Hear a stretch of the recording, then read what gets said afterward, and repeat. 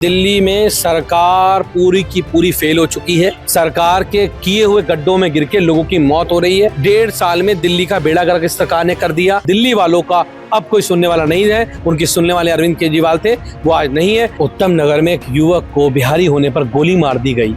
गोली मारने वाले पुलिस प्रशासन के अधिकारी थे और सरकार ने उस परिवार से मिलना तक मुनासिब नहीं समझा। कोई किसी की मौत होती है, एक्शन होता है कॉन्ट्रैक्ट के जय के ऊपर। अरे सेक्रेटरी पे कब होगा, चीफ इंजीनियर पे कब होगा, एग्जीक्यूटिव इंजीनियर पे कार्रवाई कब होगी? जिस दिन आप ये कार्रवाई कर दोगे, जिस दिन विभाग के मंत्री पे कार्रवाई कर दोगे, उस दिन गड्ढों में मौत होनी बंद हो जाएंगी। दिल्ली के बुराड़ी विधानसभा के मुकुंदपुर इलाके में 2 साल की बच्ची की गड्ढे में गिरकर मौत हो गई। इस पर ज्यादा बातचीत करेंगे आम आदमी पार्टी से विधायक कुलदीप कुमार जी हमारे साथ। सर, किस तरीके से देखते हैं सिस्टम का एक बड़ा फेलियर जो है ये देखने को मिलता हुआ नजर आ रहा है बात? देखिए, दिल्ली में सरकार पूरी की पूरी फेल हो चुकी है। सरकार के किए हुए गड्ढों में गिर के लोगों की मौत हो रही है।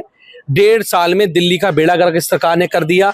अभी गड्ढे में गिर के बच्चे की मौत हुई 2 साल के। अभी कुछ दिन पहले आपने दिल्ली में देखा कि युवक की जल बोर्ड के गड्ढे में गिरने से मौत हो गई।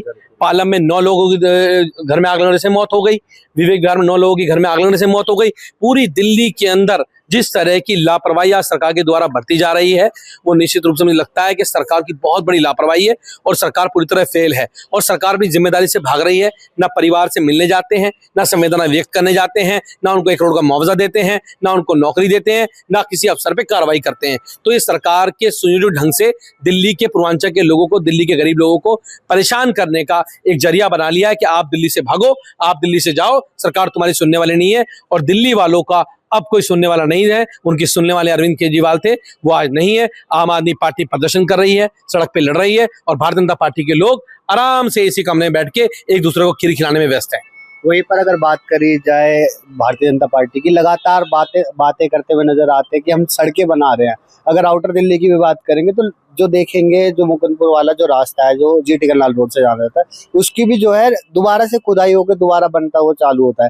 पर जो छोटी छोटी चीजें हैं, जैसे नाले हो गए, गड्ढे हो गए, इनको भरने का काम नहीं करती है। क्योंकि आप सोचो ना, कोई किसी की मौत होती है, एक्शन होता है कॉन्ट्रैक्ट के जय के ऊपर। अरे सेक्रेटरी पे कब होगा, चीफ इंजीनियर पे कब होगा, एग्जीक्यूटिव इंजीनियर पे कार्रवाई कब होगी? जिस दिन आप ये कार्रवाई कर दोगे, जिस दिन विभाग के मंत्री पे कार्रवाई कर दोगे, उस दिन गड्ढों में मौत होनी बंद हो जाएंगी। लेकिन सरकार उस पर कार्रवाई नहीं कर रही। सरकार की मिली भगत से सब हो रहा है।